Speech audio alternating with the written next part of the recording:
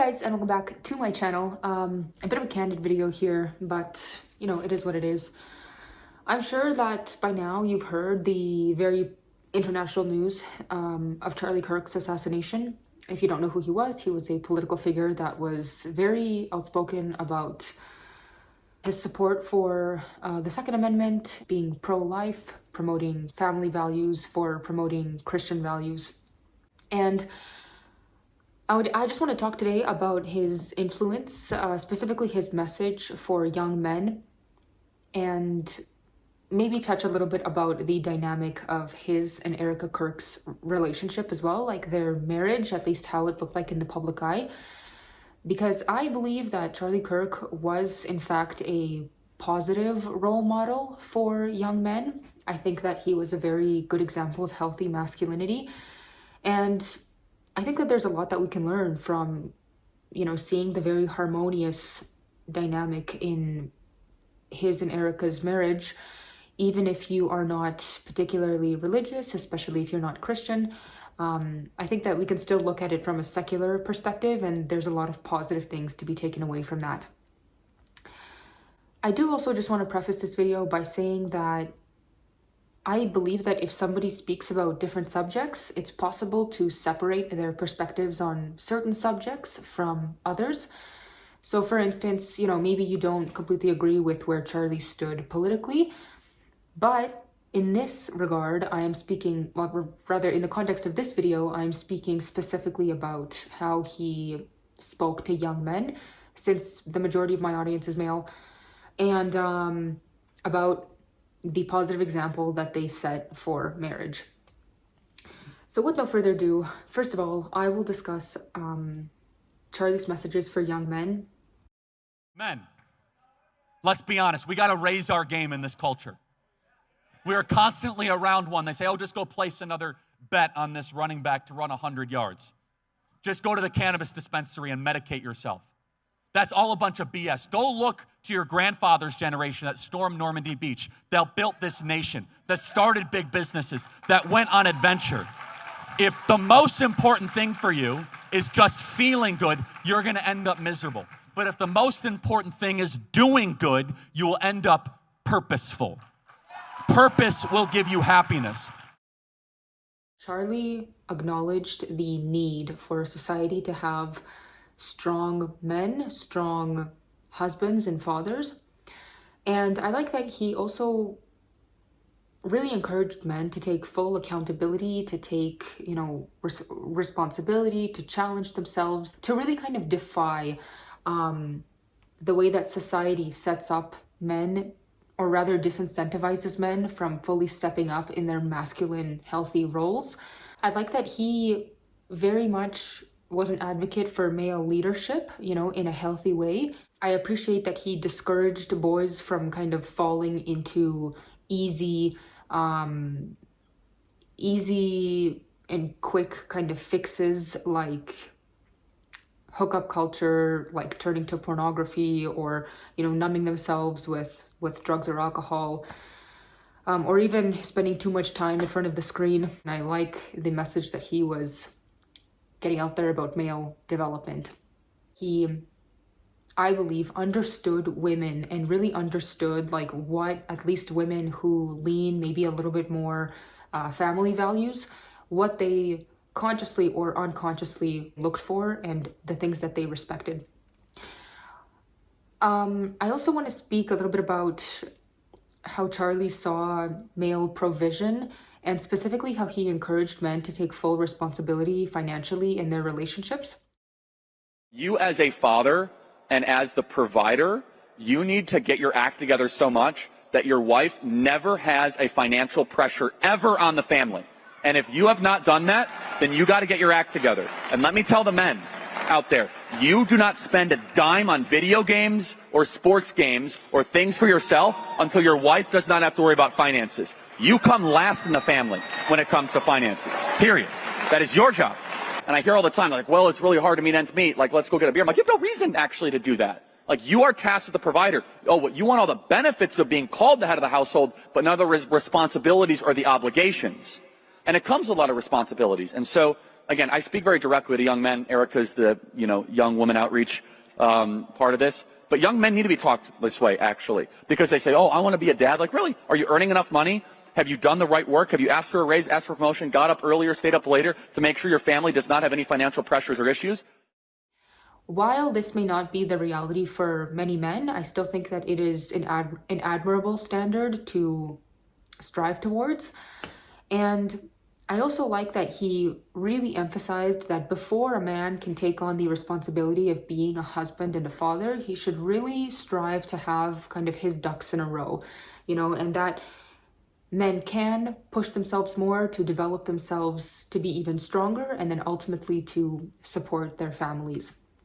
I think that was a positive message. While he did encourage men to take on the full financial load in a relationship, I also sincerely appreciate that he acknowledged the socioeconomic reality in America that a lot of women are forced into the workforce. He was talking about how women should have the ability to choose. Families should have the ability to choose for one person to go to work or for both people to go to work. And I think that he spoke for a lot of mothers when he talked about how, in his words, how a lot of women in America, they weep when they have to give up their young children into daycare. We don't get a lot of maternity leave, and I wonder what your mindset on that one is. Which one matters more, great family or great career? Family. You should want to meet your future husband that will be able to make enough money that you can quit. You have a career, if something doesn't work out, you'll be able to support yourself. But deep down, women in America, they have kids, and they weep to themselves when they have to go and put their 9-month-old in daycare. I want to live in a country where if a woman does not want to go to work having to have a kid, she does not have to go to work and she could stay at home and raise those kids. We should all seek to build that country. It's good for men, it's good for women, it's good for kids, good for family, good for community. It's not knocking people that use daycare at all. If you have to use daycare, God bless you, I know it's tough.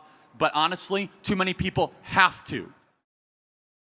I like that he was advocating for America to be more affordable and for families to be able to live off of one income. I absolutely think that it would be wonderful and very much resolve a lot of issues in our society, or at least a lot of the imbalances that we see between men and women, even maybe the rivalry that we see between men and women, if this was more achievable for families in America and in fact a reality. To add to this idea of a man taking full responsibility in a relationship financially, even though it's admirable for a man to want to take on the full financial load in a relationship, I think that that message should come with the massive caveat that women can never lose sight of the fact that they should always still have a pulse on what is going on financially behind the scenes. There's a book that talks about the importance of women being in the loop about family finances. It's called Smart Women Finish Rich. And essentially it shows it discusses a bunch of case studies of when women thought that their husband had the finances under control. They thought that, he was good at managing money. But then when the marriage dissolved, or maybe if the husband passed away or something, suddenly the women found themselves destitute because they didn't know how to access the money, how to manage it, handle it, things like that. And sometimes women would end up on the street because of that. So that's the only thing that I would add to that message of really encouraging men to take financial responsibility, is that if in a relationship a couple decides that the man will take full financial responsibility, then I think both partners should also really be wary of the fact that the woman has to have a security net of some kind. Obviously, I didn't know Charlie and Erica, but again, in the public eye, I really like that they spoke about the dynamic of their relationship being so positive and so fueled by their common values and their mutual respect for one another and love and support for one another. How do you do it when Charlie's traveling and all over the place? It's because we understand our biblical roles in our marriage. He is the head of the household, and I am not a servant. I am not a slave to the master. I am his helpmate. We ask each other every single day, how can I be praying for you? Is there anything I can do for you to help make your day better? So it's just being a team and loving one another and knowing that you guys aren't against one another, but we're in the thick of it together. I know what every guy is thinking in the audience. How do I get a wife like Erica? I know that's what you're all thinking. And the answer is you don't deserve it and I don't deserve it. It's by God's grace. That's the answer. You know, to throw in like a religious term, they always talked about having a biblical marriage. But even if we remove the religion from that term, I think it makes biological sense that women, they seek for a man that is able to lead them to security and safety, and who they feel safe with, and who they can actually lean into their femininity around more. The way that they spoke about like biblical submission, they really emphasized that Erica's voice was no less important than Charlie's voice. So in that regard, like biblical submission, I think it's literally just the concept of a woman being able to lean into her femininity because she feels safe that the man is in his healthy masculinity enough that he is going to be a cover over the family.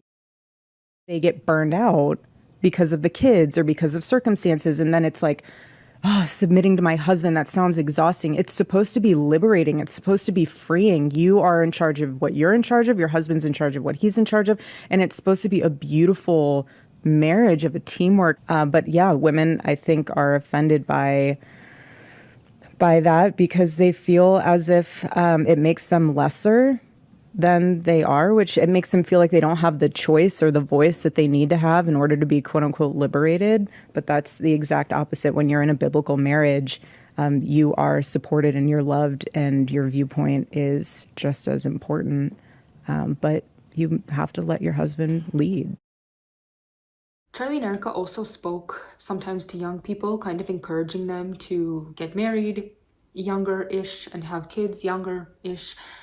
And I don't think that there's anything inherently wrong in that, except for the fact that it's more applicable, I would say, to kind of niche communities, such as the religious community that they were a part of. Just because when somebody comes from a strong, tightly knit community where a lot of people have similar values and there's a supportive community around you, I think that a marriage in general has much higher chances of success. I'm 20 and I'm single and I want to get married young. However, almost every woman in my life is telling me that I'm not missing out on anything. Do you have any response to that? The women that are married? Yes. Oh, that's so sad. So sad. That's really sad. What, I mean, as far as like having kids or the relationship or... Just like getting married young. Because when I tell people, like my parents are really supportive about it, but when I tell other people, like in church or like outside of church, I want to get married young, they look down on me, like why? They tell me to, go to college and get a career. I don't feel like I'm missing out, but I'm not sure like what I should be doing. What church do you go to? I must have missed it in Matthew, which is go forth and become a CEO of a shoe company. Be fruitful and multiply. We as Christians have done a crappy job of glorifying and celebrating marriage. In fact, when we first got married, I heard almost more negatives than positives. Like, oh, you're going to have your handcuffs, or, oh, marriage is the most awesome thing ever, everybody. It's amazing. And I think it's because they didn't have good examples to look towards themselves. So they either settled or they're not happy because either something in their life they didn't settle and get fixed prior to getting marriage. They're unequally yoked. It's sad, but marriage is beautiful. Don't let that deter you. It's another thing too. Motherhood's the same thing. There are so many Christian moms who will get on social media and they'll say, I'm so tired. I need wine. My child's driving me nuts. No. Motherhood is beautiful. It's exhausting, but it's beautiful. Sometimes Charlie would get a little bit of, pushback when he sort of posed the question to young women of what is more important, a family or a career. And while I can see where he was coming from, because certainly I think that women should be cognizant of, limitations perhaps of female biology, I think that it's also extremely important to encourage women to become educated and at least to have some kind of monetizable skills by the time that they're like 30, which again is simply for her own safety, for her own provision, because if something doesn't work out with the family route, you know, at least she'll be able to be self-sufficient. So that's also maybe another caveat that I would add to the young marriages kind of discussion. And finally, something else that I really liked, which they advocated for, was premarital counseling and the importance of really getting to know who you're marrying, getting to know if you're on the same page as your counterpart. I think that this is generally very good advice and certainly doesn't hurt to hear as a young person. Can we riff on premarital counseling for a Please. second? It's very, very important, and it shouldn't get a bad taboo. Premarital counseling. Who's going to control the finances? Who's going to wake up in the middle of the night if the kid has an issue? Are you going to have kids? How many kids? Are you going to raise the kids Protestant or Catholic? Are you going to read the Bible? Here's a good question in premarital counseling that most won't ask, and this will save you a lot of problems. Are you a open or closed house? That's one of like 100 questions. That would be a good book we could write. 100 questions you should ask before you get married, right? Yeah. That would be a good book. That'd be fun. In conclusion, I believe that Charlie Kirk was a good role model for young men. It's very possible to have different perspectives on different issues, but his image as a man or as a husband and a father, I think that he did set a very good example. I hope that at least through this tragedy, we can highlight in the West how important it is to be able to have open discussion, to engage in open and respectful debate. Being able to respectfully disagree or maybe even be open-minded to have your minds changed by listening to other people's perspectives is in fact the more productive route to a better world. Thank you guys so much for tuning in. I hope that you have a great rest of your day, and I'll see you in my next video. Thanks. Bye.